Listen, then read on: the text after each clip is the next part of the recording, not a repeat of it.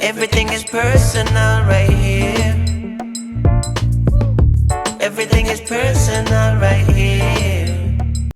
Ladies and gentlemen, boys and girls, welcome to another episode of Everything is Personal. And today our guest is Socrates Rosenfeld. How you doing, man? I'm well, Lynn. It's a pleasure to be on in your virtual studio, which is rad. I'm Thanks, digging it. man. Appreciate it. I'm just curious. With a name like Socrates, how was it as a kid in school? Was there any bullying, or were you getting like Socrates and all these other things?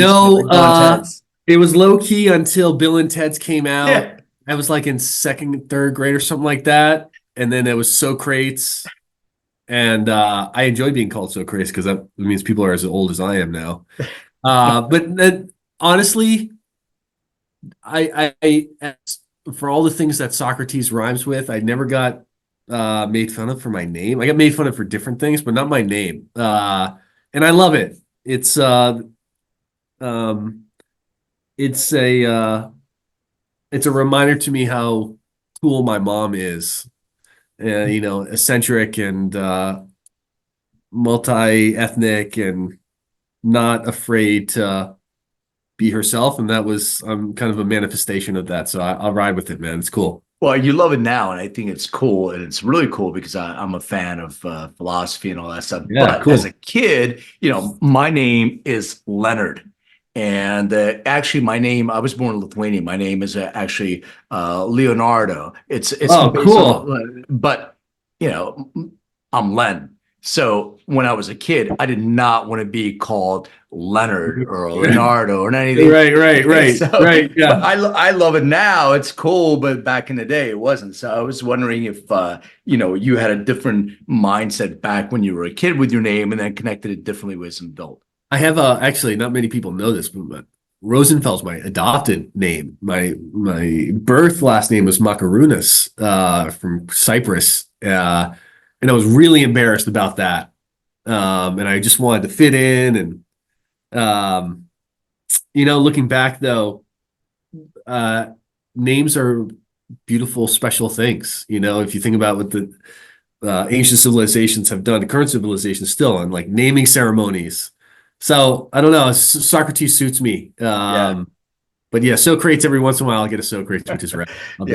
Yeah, for sure. And I being Rosenfeld, so I'm Jewish. My last name is May, but I don't have like a Jewish last name. So right. when you say names, really there's a history behind that. Like my first name, like in the tradition, you're named after somebody in your family. Right. So I'm named after my great grandfather, and then all my grandfathers were Holocaust survivors. So both of them. So I have like their names in Hebrew on my arm. Wow. There's a connection to the names, especially when it's a certain tradition that's your association. Yeah. So, the moment when you realize that your high hit you way harder than you expected. Your heart's racing, your head's spinning, and you wish that you could hit an emergency stop button. Guess what? There's an emergency stop button that's available now, or at least a pause. It's called Antidose.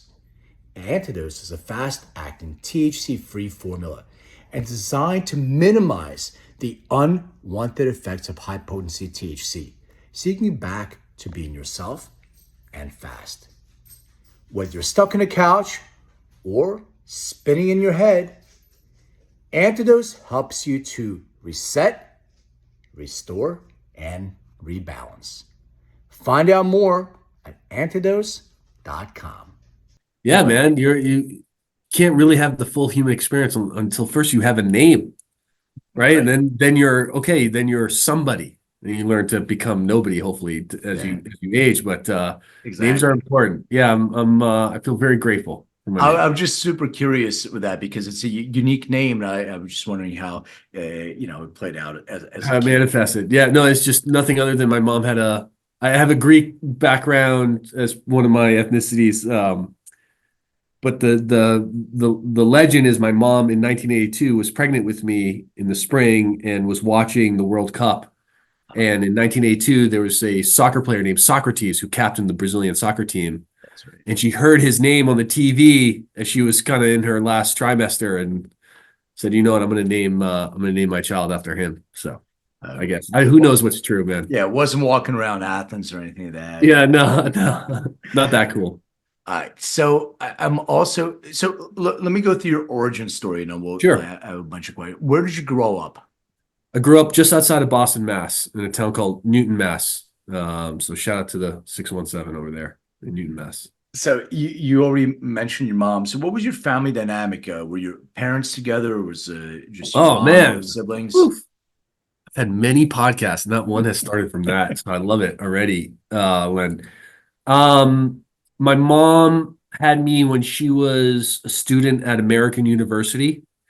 She had me young, 20, 21, and my biological father was a visiting student from Cyprus. They separated pretty early on. It wasn't that great of a relationship, young. And then it was my mom and I for a while. We lived outside of DC for a few years. She went to go get her graduate degree as a single mom. We moved to Watertown, of all places. And that's when she met my stepdad. And they got married, and I was 4 years old. And that, doing the work on yourself, you realize, like, I thought it was so no big deal, but going back, like, my life changed significantly from just me and my mom to now another man in the space. And then the family grew, and I had my brother and my sister, technically my half brother and sister, who work at the company now with me. And yeah, grew up in Newton, Mass. So it was a trip to think about that. And I know for a fact it has affected me in the way I perceive the world, and been doing the work to process all that stuff. Well, I'm glad you're doing the self work, because it definitely, so being an immigrant, my parents were together. Whether they should be together or should have been together Fair. or not, Right. I don't know. Married Right. for 55 years, but old school. And then I'm divorced, and I have a daughter who's now 20, and Wow. my girlfriend has 4 kids. Wow. And there's this whole dynamic of, how do we integrate together? And the boys in her family want none of that. And they're older Right. already. The girls are cool with it. My daughter's cool with it. So I'm sure there's a whole dynamic of being a kid and being put in a family. And now you have, siblings and all that stuff. And there's definitely something I'm looking at it from a different angle, but I'm sure there was stuff. I'm getting as I get older, I'm trying to label things less so on like this is good or this is bad. It just is, right? And there are some parts of my childhood which were very tough for me. But there were also some beautiful things where I had to grow up pretty quickly for various reasons. And one of the things I point to in that is that my mom was a working mom with my stepdad. And I was, for better or worse, I kind of had a very heavy hand in raising and growing my brother and sister. And so usually when you find siblings, there's a rivalry going on. And for us, since since day one, really, we were just friends. We were teammate on the same team, never really competing. For better or worse, competing for our parents' love, because we didn't have to compete for that. It was concentrated at for certain people, and how that has now manifested in being a teammate to them, working at Jane. Yeah, there's no I'm in charge. It's just, I don't know, friendship, teammate, love, trust, respect, and that was the founding DNA of Jane. And the company's culture was kind of built around that. So I feel, if you talked to me 10, 20 years ago, I feel like, oh man, that was unfair in my childhood. But looking back, I'm like, it's all perfect, man. And it worked out. So grateful for it. Yeah. I mean, people ask me when I'm on shows, like, what would you change? And what would you go back? I'm like, Fucking nothing. What do you Right. mean? I am here where I am in the moment where I'm Amen, supposed to brother. be, and there's no straight line. The journey is like goes all over the place. So, Exactly, you know, exactly, right? Like I see the Led Zeppelin album you have, one of my favorite lyrics by Led Zeppelin is though the course may change sometime, all the rivers reach the sea, or something like that, right? And it's like, hey man, we're gonna get to where we need to go. Just accept it. And I think you get that perspective as you get older and you're able to zoom out and get some perspective on life that, like you said, up, down, left, right, don't change it because it gets you exactly where you are right now. And I like to be here. You know, I I, can't be anywhere else. the one thing with getting older, so I'm in my 50s and I'll be 53. And one of the Right on. things, getting older, and I know people my age, uh, getting older doesn't actually make you reflective. You have to do the work, as you were saying. Amen, Ju- dude. Just Amen. because you're getting older, I know people are like, ah, man, my high school years were the best. And they're still, Oh I'm like, gosh. it's Yeah, a bunch of yeah. that shit. That's right, man. And yeah, it's age has really nothing to do with it. You're just afforded more time to kind of look back. Yeah. But I know a lot of people that are 60 years old that don't have the perspective of some 20-year-olds that I know. You know, my cousin Tanya has had an unbelievably challenging upbringing in her first 22 years, but the perspective she has on what's important and what she's able to experience gives her a sense of resilience and trust in herself that it's only earned through challenging times. So Yeah. yeah, you got to do the work. You got to go through it. You can't ignore it. So as a kid, what were your interests? Were you like into sports? Were you into math? Were you artistic? Like what were you Oh, getting great yourself question. I was, I think I was seeking the love of a father, if I'm going to get real. So I did things that I thought would gain the love of men in my life. So doing brave things, being good at sports. Um, no one ever sat down with me and said, "Hey, you're really artistic. You're really creative." Until I told myself that when I was starting Jane and going through that at early mid 30s, I felt like a young boy again, and you just sitting down with your crayons, just creating for the sake of creating. Um, so I grew up thinking I was a leader. Grew up being told I was a leader. I was a good athlete. I could do really scary things, and uh, this is great, Lynn, because now I'm saying that out loud, and I'm realizing, well, yeah, obviously this is why I went into the military. That was my next question. So yeah, Yeah, thank you for yeah. that. Was if I'm gonna be real honest, it was to on some level prove myself worthy of being loved by a fatherly figure. Well, yeah, And and also you had there was a certain definition that was set up for you. Brave, you're a right, man, you're all these right. things. So what better way to show that than going in the military, being a helicopter pilot? It was that Yeah, yeah, I did that for a while. And on that note, Len, I've come to realize that the strongest people are the softest. They say soft, they're compassionate, they're warm, they're loving. There's real strength and power to that. And I'm glad I've realized this now, but I wish I had realized that. Or maybe, back to our earlier point, I had to go through what I had to go through, but coming to the full realization that, this manly, tough, courageous person who can do hard things, and can you keep your heart open? And can you lead with love? And that's something I've come to realize recently in my life, and I'm grateful for it. yeah, that was a big challenge in my life too. Like I came from, I would say like an abusive. You would look back at an abusive household. Yeah. My dad and but it was this whole notion of making you into a man. Like, Right, what do you right, mean? right, You don't cry. Men don't cry. You don't show emotion, all that stuff. right. But it's going to go somewhere. So you're just angry. And I had this whole thing and I'm always trying to prove myself and still I catch myself even now. Well, I'm making my dad proud. Would my dad be proud of me kind of thing? Right. Like, I don't know why I still care, but there's still a little Of bit of course, that of that's course. there for sure. Yeah, yeah. The this is what I've been interested in. So thanks for creating the space, Len, for me to share. I love this talk already.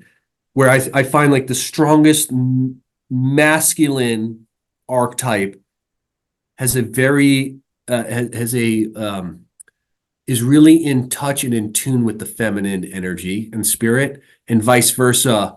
A very strong feminine energy, like some of the strongest feminine archetypes in my life, also have a are in touch with their masculine energy. I'm not talking about gender, just the vibration, the energy there. And at West Point, in this military academy, at Ranger School, it was like all masculine energy turned to 100. And in my experience, integrating that with the feminine energy actually is what optimizes the quote unquote power, and not to have it so concentrated and devoid of the opposite energy. You need to be a complete spirit, in my opinion. So it's something I'm So trying to work with. no, no, it's so jumping to West Point Yeah. and some of the things that you just mentioned. I'm just curious because you just made me think of something because you have such a masculine type of Yeah. ultra, manly. Are you devoid of compassion? Is that one of the Oh, things that really are good question. trying to Yeah. remove? Yeah. And I would say devoid of compassion for yourself, Yeah, right? Oh, I'm hurt, or I need rest, or I'm scared, or like you never talked about that stuff. right. And some of the most powerful leaders, you think, right? If I were to drop like what I thought the most powerful leader was in my 20s, would be you don't show you're scared, you just, you don't eat, you don't sleep, you're like, actually, that is not, in my opinion, the more human you are. Mhm. Now you're starting to connect. Now you can really lead. So to say I'm scared, and as a leader, to say, hey, I don't know, and versus like, oh, I'm not scared, I'm not this. It's kind of BS in my opinion. And I think that the leaders that are courageous enough to be human first are the ones that will be able to resonate with the people that they're leading the most. And the ones that are playing a role or acting are leaving a lot of something on the table, in my opinion, and it's not as effective. And so, really, leadership is a journey in self-discovery. In the more human you are, despite what the external factor in the environment is happening, that's how you know you have strength, and that's what people innately want to follow. Yeah. Is not some actor, in my opinion. Yeah, no, I completely agree with you. It's, sometimes in the journey, it gets a little difficult. So you got to catch yourself as Right. you revert back. Like I had this experience with my daughter Mm. last night, actually, where she was flying back to school. It was late and it was really windy. I'm in LA. It was really windy and they canceled the flight. And she's already scared to fly, even though she flies back and forth, but she was scared. And she had like almost a meltdown. And instead of me being compassionate, and I tried that first, like it made me angry in a way. And I'm like, Right. go check with them. They're not going to fly unless it's safe. But and because she's 20, and Right. I forgot, and Mm. I felt so bad. I called her afterwards, and I felt bad that I didn't. I became my dad for a second. Hey, you're tough. You can do this. Right. Right. But then the person at the airport who was telling her they're not going to fly unless it's 100% knew she was scared and came out and gave her a hug. And I'm like, that's all she wanted. And I didn't do that. So I felt Yeah. bad. But I caught myself and, Good on like you, man. nothing. Good on. Yeah. Good Yeah. on I you. gotta, I Yeah. gotta learn. But that's that. And I know it sounds weird, but I wonder one day before like we had to do some dangerous, scary things in the military. And I was a commander at the time, and there was no thought of like, hey, as a leader, you do not show anybody anything other than like 100% courage. And But I wonder, like, how cool would it have been as a commander to like be like, hey guys, I'm also scared. We're gonna be okay. We're gonna do this. Here's why I'm confident, but I'm scared. And if I had one of my soldiers be scared, like give them a hug. And like the thought of that maybe makes people laugh or chuckle, like, oh, that's ridiculous.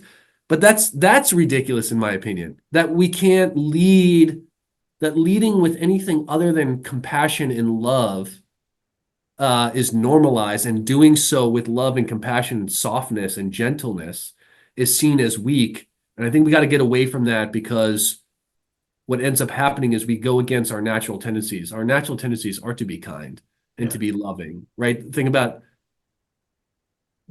I don't know if it was your mother or this image of a mother that's like, I'm safe, I'm secure. There's not like, hey, shut up, you're not scared, keep going. There's really this sense of understanding and compassion that I think we're losing in this, dare I say, hyper masculine, like, this is what I got to do and be. Like, let's not revert back to that. Let's continue to open our hearts and see where that takes us. And in my experience, the more open my heart is, the more I'm able to connect and lead people. And the more closed my heart is, the harder it is for me to connect with those with people. And it makes leading a lot more transactional. Yeah, and then you're also denying real feelings. Like, I wasn't in the military, so I don't, You get it. I You can, get it. I can't empathize. But one of the things is like scared. Of course, Yeah. we're all scared. Yeah. You do it anyway. You don't Yes. deny the feeling of being scared. Exactly. You're scared. We're all scared. Let's, hug each other and say, we're going to do this anywhere. We're going to do this together. And we're all Exactly. scared, kind of thing. And I had a conversation with retired General, Lieutenant General Martin Steele. And, Hmm. he was supposed to be the guy that ran the VA and all that stuff. And there was so much politics. And he told me, he's like, we have to take care of our veteran. Like his new mission is all about taking care of veterans Beautiful. because they were denied, and when they come back, they're thrown into this new world with, and they're still having this training. So that's why I wanted to Yeah. kind of ask you how that affected you when you were came Oh, back and great. thrown in, and then what's the connection and to That's cannabis and great. Jane. That so I came back. A lot of people don't understand what post-traumatic stress is. And a lot of people think you have to get bullets shot at you or get in a horrible car accident to have post-traumatic stress from that event. And that is true, but that is not the only thing. Largely, and this is why I feel like all of us, whether we've been in the military or not, are walking around with post-traumatic stress in some way, shape, or form. It's because at some point we've had to deny ourselves the natural human response. I'm scared. Let me, like children, right? When they're scared, they're scared. When animals are scared, they're scared. When they're happy, they're happy. When they're anxious, they're anxious. There's no denial of that. When they're mourning, they're mourning. And in the military, we were trained because we had to do unnatural, unhuman things. We were trained to ignore or repress, really is the right word, the natural human response. And so we come back from the military with so much repressed emotion, from friends dying, from scary things happening in training or in combat, from childhood, goes on and on and on, right? All the way back to the source. And so how could we possibly expect veterans to help themselves when they've never actually been trained to connect with their natural human emotion and be able to process that in love? Oh, I'm feeling really overwhelmed and scared. Okay, let me feel that. Let me name it. I my wife, who's a wonderful life teammate. She's like, there's a difference between feeling angry and being angry. There's a difference between feeling sadness and being sad. And when you repress natural human emotion, eventually you become it, right? If I repress anger, oh, I'm not angry, oh, I'm not angry, then I'm going to walk around the hallways here at the Jane office and I'm going to wear anger on my face. Yeah. Right. And so coming out of the military, I lost my distractions. Oh, what's the next mission? What's my next training? What's my next rank I'm going for? Okay, where am I going to get stationed next? Okay, what do I have to do next? And here I was sitting in my apartment in Boston, no plan, no distractions, and the feelings that I had repressed or had been trained to repress, now I had no ability to latch onto something else. It was very overwhelming to me. And that was like coming back to what we were saying, it's not good or bad. That's what got me looking at plant medicine for the first time in my life. I was so overwhelmed and so stuck, and I didn't know what to do. I was like, okay, I'm going to try cannabis because at least it'll help me go to sleep. At least my mind might not be racing. And what I realized through the experience of this beautiful plant is that it didn't have the feelings go away. It allowed me to process my feelings with non-judgment and self-empathy. And once I was able to have compassion for myself, and the years, Len, of doing that work, now I was really in a position to hold space for others. And now when others are scared or angry or sad, because they're human beings and it's natural,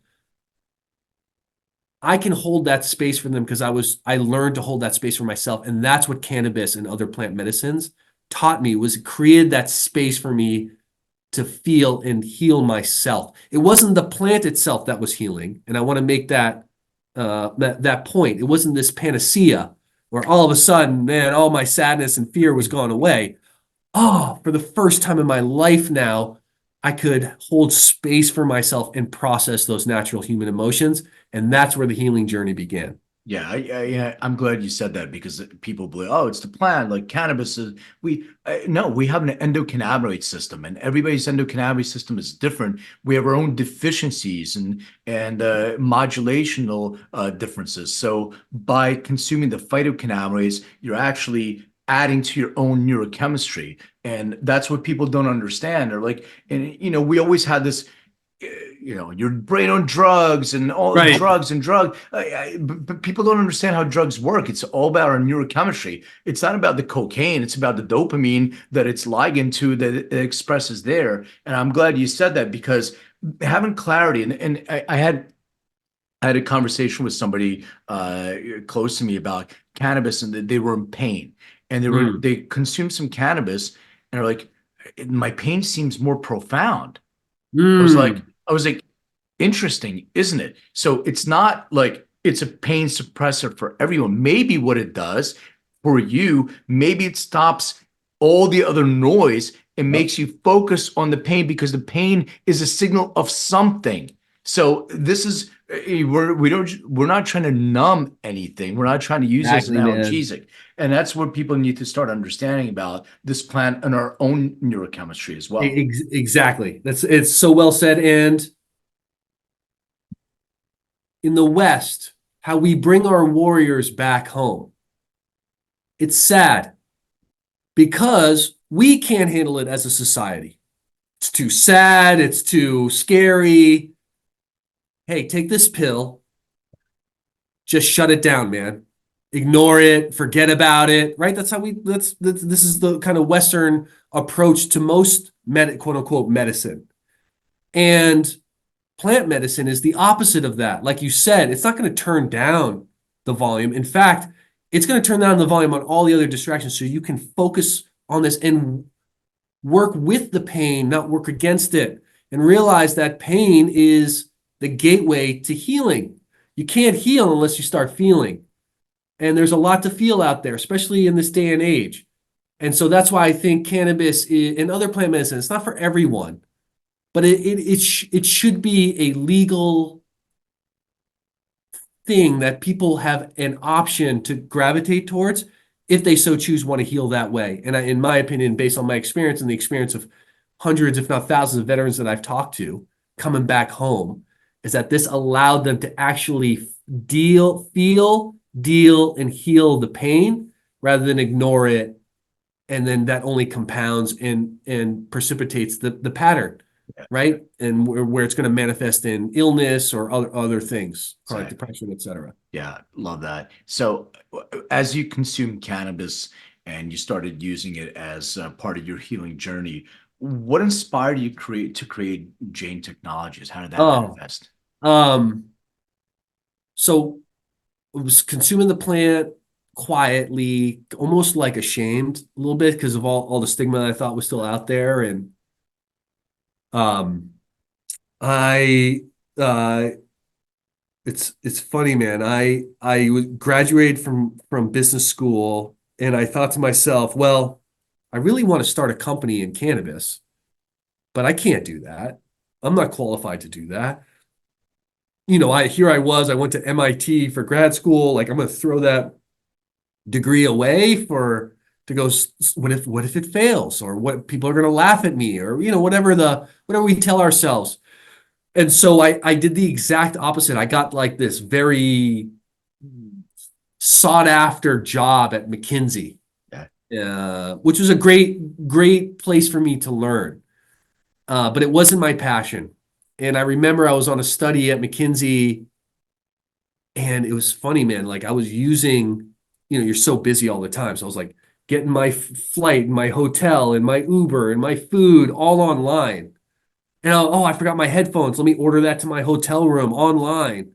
I was like, and then I come home to California, and I, go want to get cannabis. I'd be like, man, there's no online ability to do this. I can't read reviews. I can't see who's got the best price. I can't hear from other customers. And that was the aha moment to say, I think this is a really good idea. And I tell you what, Len, I was so tired of doing what I thought I should be doing.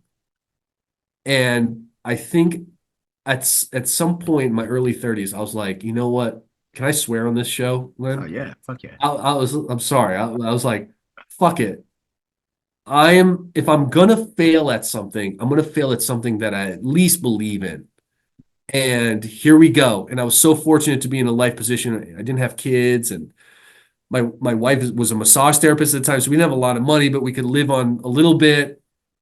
And I was making no money for the first time in my life since I was 18. I got a paycheck every 2 weeks since I was 18. I was 32 at the time, making no money, watching our savings go down to zero. Had no idea what I was doing. But I tell you what, man, I was free. Yeah. And that experience of feeling freedom, and that how that was not tied to money, opened my eyes. And I don't think I'll ever be able to shut them for the rest of my life, that money isn't freedom, that freedom is freedom. Being able to pursue your passions, to be able to live in your truth, to be who you are, is freedom. Money has nothing to do with that. And I'm grateful that I had that lesson. And in that freedom, I was able to create and come up with a good idea, and fortunately attract much more talented people to help me start and build a dream. And the rest was history. But it was that moment of like, chasing this money thing, and I wasn't starving. I had a roof over my head. So I'm not saying it's not important, but beyond that, fuck it, man. I just wanted to go and do what was speaking to my heart rather than do what I thought everybody else was telling me I should be doing. Yeah, I mean, I agree with you that money doesn't, it's not about the money. It doesn't make you happy at the end of Yeah. the day, but it does help a little bit, Oh, yeah. especially when you have those kind of, like, I remember I was homeless for a little while, and I had a car, so Yeah. I could stay in motel rooms or couch. Or I remember scrounging for change to get gas in my car, and it was like, if as long as your basic needs are That's met, it, dude. That's it. But yeah, you're good to that by no go. means am I, sitting from a place of privilege and be like, oh, money's not important. No one needs to eat or shelter. But you have that basic, and I think we've been duped to believe that there's something beyond that, oh, once I get the first million, Yeah. Now I'm really going to be happy. I've had the fortune of being able to meet a lot of quote unquote wealthy people, by definition of having a lot of money. They're not feeling the sense of happiness that I saw when I was volunteering in Guatemala, where people had no money, but they had their basic needs met and they were able to be who they wanted to be, live the life that made sense to them. And I know this all seems very trite, but I am so grateful that I had the opportunity to get off that hamster wheel to realize, because if I didn't, Len, I would have been like, oh, I got to go make partner at McKinsey. Okay, what's the next thing? I'm a director. Okay, I got to be a senior director. Okay, what's after that? I got to go get on a board. Oh, okay, I have to go buy my second house, and you get lost. And before you know it, you're 65 years old. You've been chasing that dollar, and then like you never got to go and pursue what's really speaking to you. And uh, and I'm not saying you got to be like, oh, I have a passion. Let me quit everything. Sorry, I can't pay the rent. I got to go pursue this. I'm not saying that, but I'm saying when you know something is lighting up your heart, don't put that light out. Leave it on, do work on the weekends and we can talk about that, or early morning. Just cultivate that. Don't let that go out. And that has made all the difference, at least for me in this journey with James. I think there's a certain comfort level. So similar to you, I was a PWC guy, Yeah, and I worked yeah. for a venture. So I know what you're talking about. Let's make partner and a Right, director right. level. Oh my God, and the backstabbing, like, and you have to wear a suit. I'm not. It's not me. It wasn't me. Hmm. But I see people. I see this sheep mentality. I just had a dinner with a friend who's in that mode of PwC and partner, and I'm like, oh my God, if I had hair, I'd rip that shit out because it was not for me. Maybe it is for some people. Maybe it does light their heart, Exactly. but you Exactly. have to be brave. Like we talked about being brave, right? You have to be brave enough to say, I'm scared, but I know that this is not it. And I Amen. have one life to live. So, as you said, I might as well fail at something, given a shot, that's something that lights me up than doing this. But the issue is that we're creatures of comfort. Yes. So, as soon as we start getting off the couch, it's much more comfortable sitting on this couch. So, Yeah.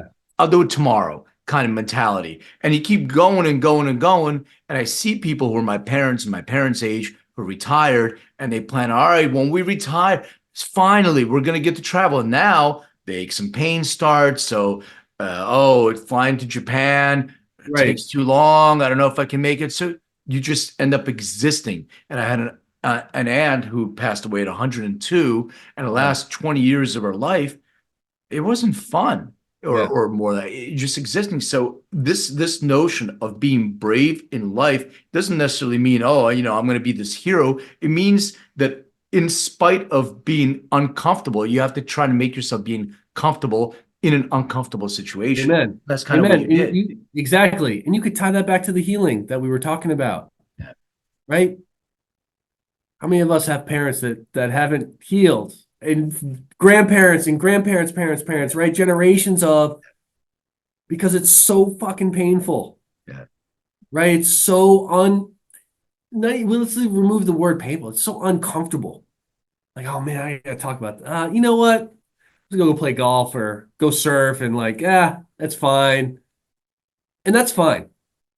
But once you get a taste of it, once you're like, wow, I did get up off that couch. Ooh, I did touch that uncomfortable thing. There's almost an addiction to it that once you taste it, you can't taste anything else, man. And you just want truth and you want to continue to pursue that truth. And that's I encourage people to do that in baby steps as much as possible. And those things compound. The opposite is also true. Stagnation also compounds. I'll do it tomorrow. I'll do it tomorrow. I'll do it tomorrow. You do that for decades. It's gonna be a lot harder to do it in your 60s than it is to do in your 30s, you know? Yeah, but and you're absolutely right. And the thing that you just said, going back to, you said, I'm gonna give this a shot, and I have this concept, and I have an idea. I'm gonna get people, but people are scared to even give that a shot, Yeah. even though, because they are like, I don't know what to do. And you're right. When you become an entrepreneur, it's like people are serial I can understand why people are serial entrepreneurs. I'm not employable. I Right, can't sit right. in an office, and there's no way. I like you got that taste of freedom, as you said, and no Yeah. matter what, you're gonna make it. So that hunger, there is no like, there's no plan B. Tony Robb, burn the boats kind of Yeah. thing. But I want you to kind of let people know your breadcrumb trail, because as you start building something, there's investors, it's Yep. the cannabis industry, you have all these different things. What are some of the challenges that you had to face that were unique, and then how did you overcome those so people can kind of follow that breadcrumb trail? Yeah. It reminds me of a Carl Jung quote that if you know where you're going, you're not walking your own path. You're walking someone else's. Yeah. Right? Right? Like, oh, I'm gonna go do this, I'm gonna do that, I'm gonna do this. Like, oh, well, that you sounded like me in the military or me at McKinsey, right? It was all laid out for you. And the biggest challenge that I experienced was exactly what it was right in the question, was like the uncertainty of it all. The what if, the the unknown. And in the military, not knowing something was bad. If you went out on a helicopter mission and you didn't know the hazards out there, you didn't launch, which is crazy, right? You think like, wow, you're so courageous to be in the military. And those missions were like, all the known knowns were known and all the unknowns were at least known. In entrepreneurship, when you're starting something, even to this day, Len, right? You're multiple times entrepreneur. I'm sure you're like, I don't know how this is going to go. And you learn to get more comfortable with that. And the way I have learned to get more comfortable with that is, number one, I'm not on an island. I'm not here in a dark room, not asking questions. I have a team of people. We're all figuring this out together. And you can do really hard things by yourself. You can do really, really, really hard things with others in a community. So that was one that I've realized is like, ask, talk, get different, point perspectives and data points, etc. The other thing is uh, to not view unknown as a risk. A risk is a known bad thing. Okay, let's mitigate that. But the unknown, there could be some significant upside there. So I used to, if I didn't know it, like, okay, let's not do that. But now I'm realizing, okay, we don't know it. Is that bad? Is that good? If we can't score it, good or bad, well, that doesn't negate us from trying. And so you go into that next piece of, you don't need to map out 20 moves ahead. You don't need to be like, okay, we're going to do this, then this, then that, then this, then this, and this. Like, that sounds like a very junior, young entrepreneur. I remember if you asked me in 2016 how Jane would go, I'd be like, we're going to do this. 2 years, we're going to hit that. This many users, we're going to do this. Now I probably frustrate my board where I'm like, hey guys, I don't know. But you learn to at least make the next move. Okay, here's my next step. I'm going to see my options, and then I'm going to take my next step from there. And then I'm going to take my next step from there. I think a lot of people get overwhelmed when there's so many unknowns and endless amounts of possibilities, and you could take that route or that route or that route. You don't get started. What I've realized is, don't go alone. Don't view uncertainty as a negative, and embrace the uncertainty as long as you can just know your next move and then take it from there. And that's really what life is, man, is a series of decisions that you have complete agency over. Last thing I'll say, and I'll shut up after this, Len, is, and I have to credit this guy, Dave Rue, who I really just love hearing from. And he says, we go through our lives convinced, and he was pretty much, this was me in my 20s, convinced that the decisions we make are one-door decisions, meaning you go through that door, you can't ever walk out. And what you realize is, as an entrepreneur, particularly as a founder, most decisions are two-way doors. You want to avoid the ones that are like, oh, if I make this decision and it doesn't go this way, it's over, right? So you try to break down these steps into microscopic steps so that you're like, oh, I went through this door. Nope, that didn't feel right. Let's go back out. Let's go through this door, that door, this door. So that would be my advice, and something that I've had to learn by, making mistakes along the way. Yeah, and you definitely don't have to shut up because it's your time. I'm just Yeah. facilitating it. So Yeah, cool. Thank you. I just you brought up like this is the dichotomy. And I always try to explain to people what you said is the entrepreneurial mindset. Yeah. We're not predicting what's going to happen 5 years from now. We're doing our next step and we're just building on top of that. But what happens is you sometimes have to go out and raise money from the investment Yeah. community. And they're like, I want to see a pro forma for the next 5 years. I can write whatever the hell I want, but that doesn't mean shit. I don't understand. I never understood this whole thing. And even going my venture capital days when I used to work for a VC company and a PW and PwC and all that, it's going to change. So instead of judging me on a pro forma based on nothing, why don't you judge to see how I show up in crisis? What happens when shit goes wrong?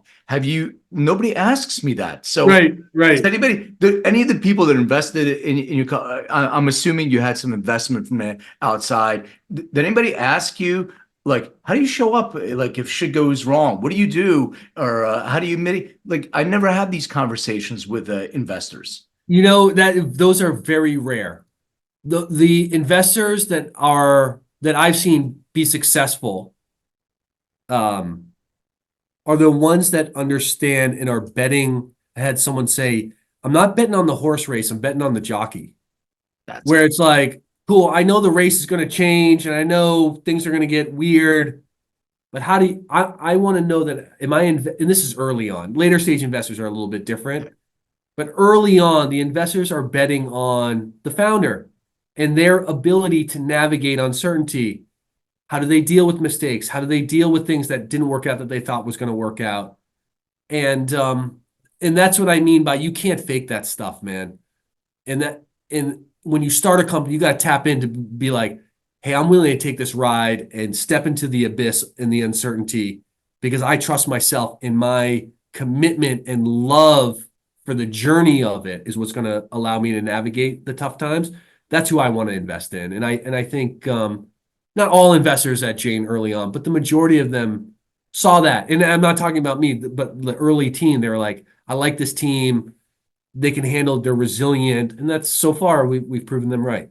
Yeah, I mean, you're being humble in that, but as a CEO of a company, your team matters, but your leadership is key. They are investing in you. And the people Yes. who invested in my company took me aside and said, we're investing in you. So all Yep. the pressure, everything is on you. It's your Right. team, yes, but it's on you. You're Right. carrying that load. So I don't think that's why, CEOs are an interesting breed of people, because I don't think the rest of the teams really understand that type of pressure when the entire foundation is on your shoulders at all times, no matter what they do or don't do.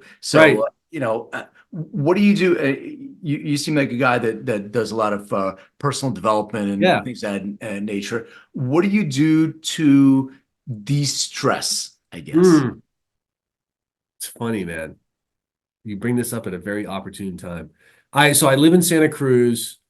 I've lived here for over 10 years, and it's allowed me, growing up in the suburbs of Boston, the wilderness nature really wasn't there for us. It was outside of like, I'm from Philly, by the way. okay, there you go, right? Like, I can relate. no one in Philly was going for, at least when I was No, growing up, it's not like we're going for hikes on the no. weekends. Like I didn't even understand the concept of hiking. Yeah. But I very much enjoy being in nature because for me, nature's the teacher. I love books and podcasts, but uh, for those that have spent time in nature and understand what I'm talking about, you get it. And so I surf a lot. I love to surf. And recently I got this. This is what happened. I'm 42 now, and I'm learning how to do, be active in my 40s. I took this weird fall and I injured my I won't get specific, but I got an injury where I couldn't do anything. So this weekend I'm sitting down, and usually it's crazy, Len, like the things that you use to escape or to process or to heal, those things in and of themselves could become crutches and dependencies, right? Cannabis. I've had to put it down a couple of times. I'm like, whoa, I'm just using this mindlessly. I'm just dependent on this. And this weekend was like surfing. I couldn't go surf. And so I had to learn, like, can I get to homeostasis just being, sit in the sun, reading, go for a slow walk, listen to music, just doing stuff, spend time with my wife or my dog or something like that, meditating.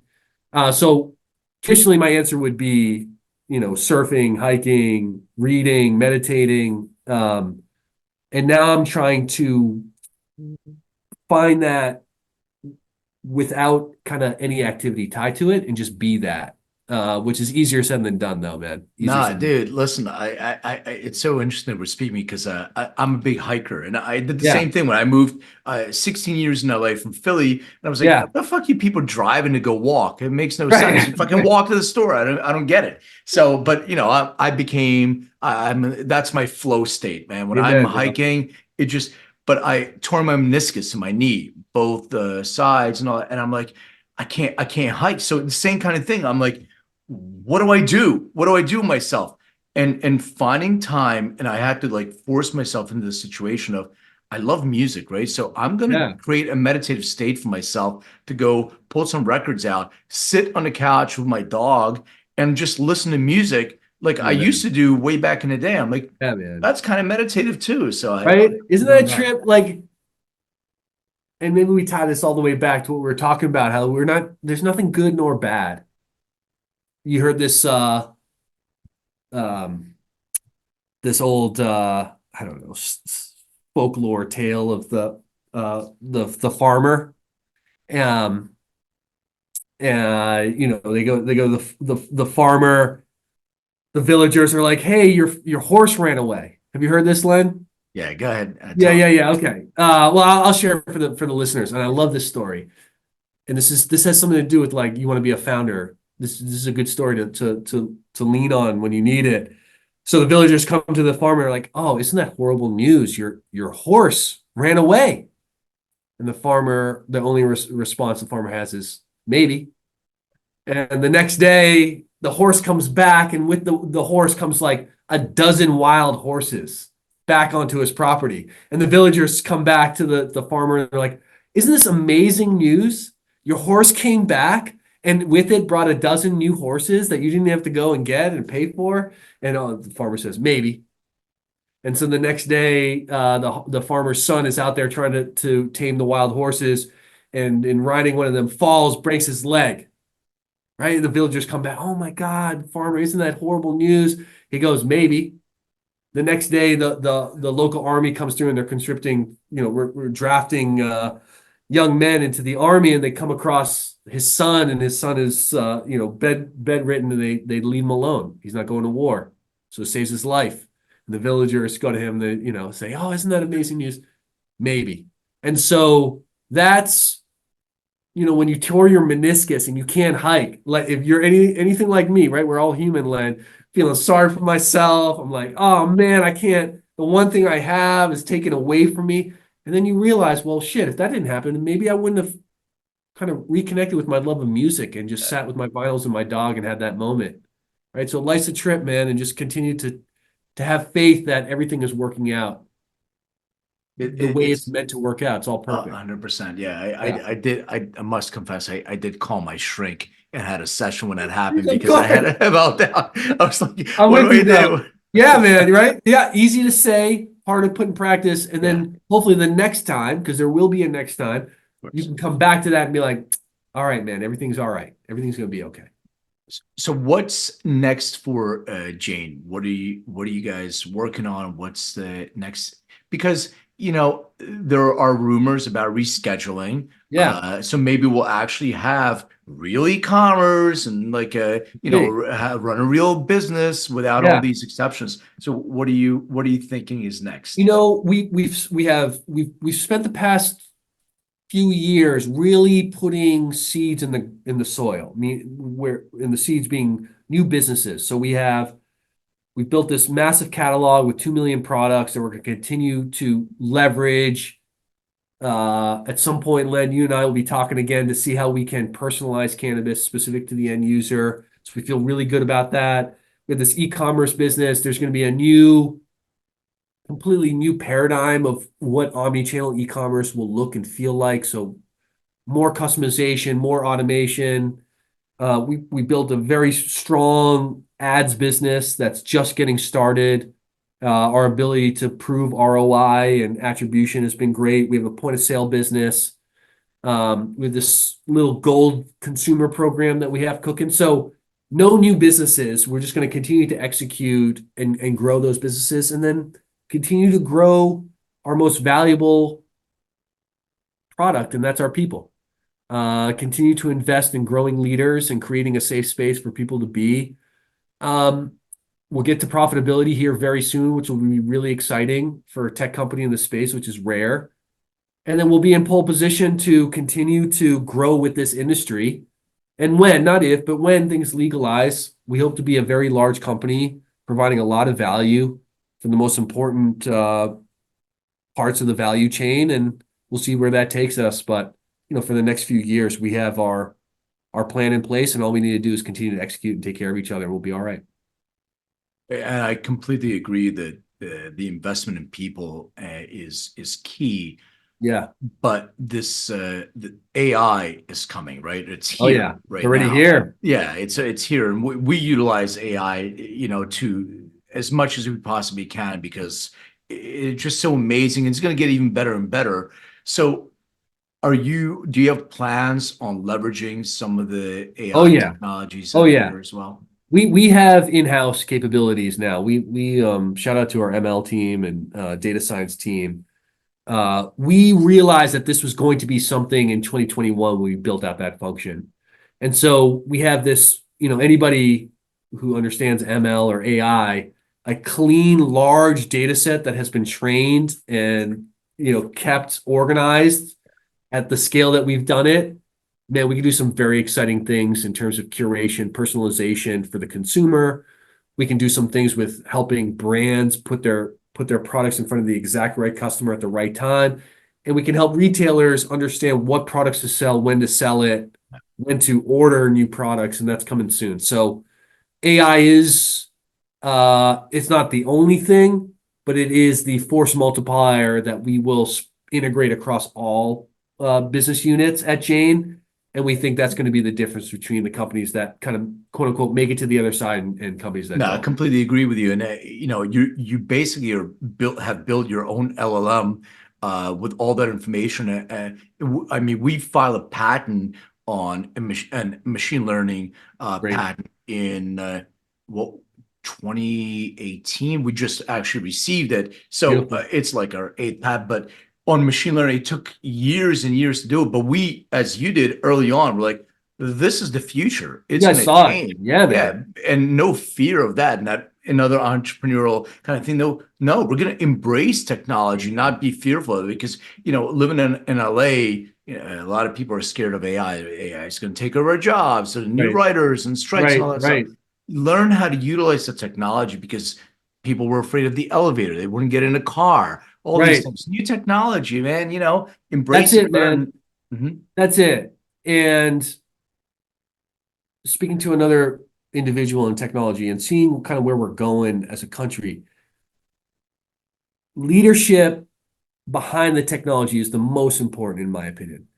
How are we leveraging this extremely powerful technology known as artificial intelligence? Is it to make a lot of money? Is it to provide value? Is it to expand the size of the pie? What is it? And there's no right or wrong answer. I know people will have their opinions, but that is the most important thing. And that's what we take very seriously as stewards of a very powerful piece of technology. How do we yield it and use it, in my opinion, to better the world rather than to make it less of a better place? right, so I have a few questions I ask all my guests. Oh, I They're love it. mostly music related stuff. Oh, I So love it. we'll Yes. start with that. Uh, do you remember, and if so, what was the very first concert that you attended?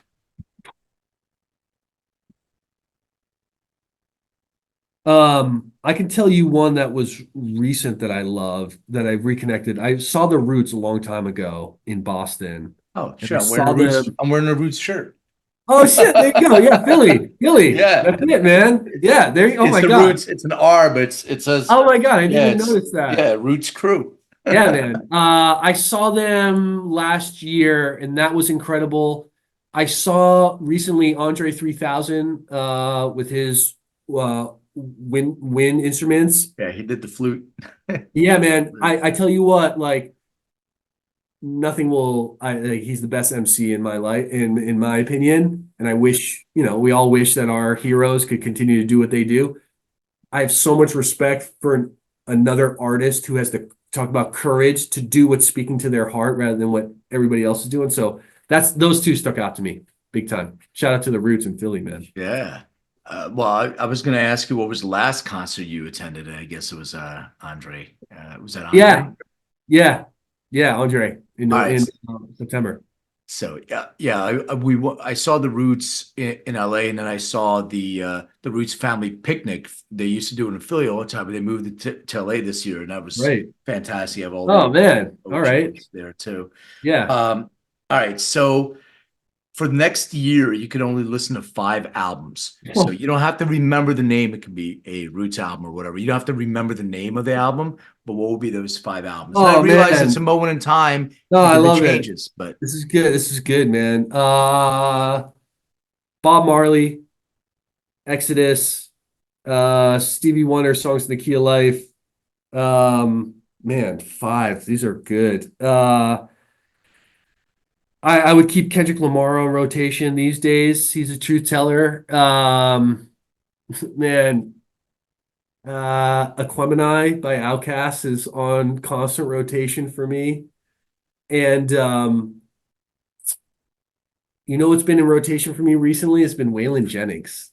As I just love, I don't know, at that point in time of someone who has the courage to not sound like every country western out of Nashville and was able to like do some outlaw country and create this whole genre. So yeah, that would be my five off the top of my head right now. I'm oh, sure I'm leaving a lot on the table. love it. I've been getting into man, there's other ones, Sade, Erica Badu that's been on rotation for me. But yeah, any one of those would be a win. Oh.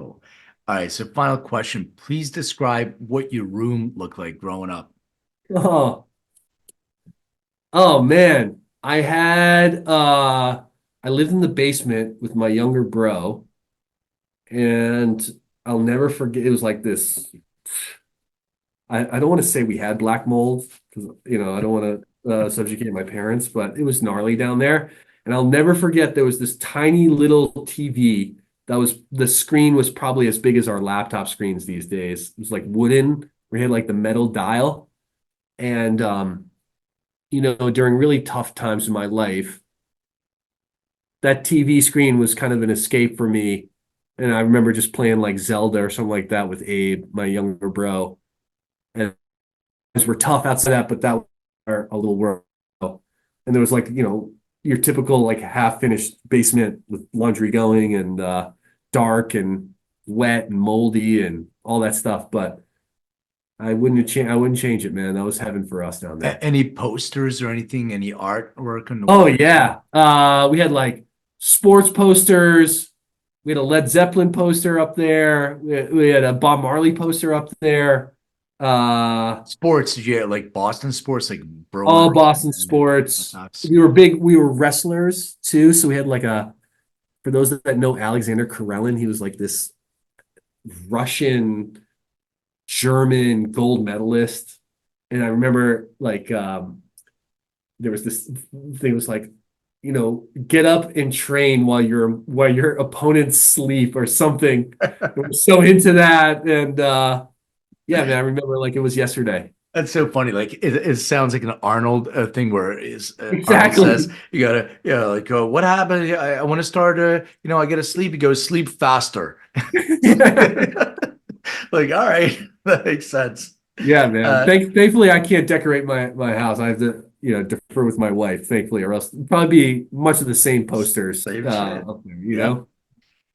Cool. Hey, Socrates, where can people connect with you, with Yeah, Jane, whatever yeah. you want to share? Hit me up on LinkedIn, Socrates Rosenfeld. Shoot me a message. I respond to most every single ones. If you're interested in learning more about Jane, visit us at iheartjane.com. You can follow us on Instagram. If you want to reach out to the company, I see those emails too, info@iheartjane.com. And we love hearing from anybody who wants to reach out. Cool. And for my listeners, I want to thank you for sticking with us. I hope it was entertaining as it was for me. And keep leaving your comments. I read everything. I love the feedback. And if it's not 5 stars and it's 4, great. It's ways for me to improve. So I appreciate it.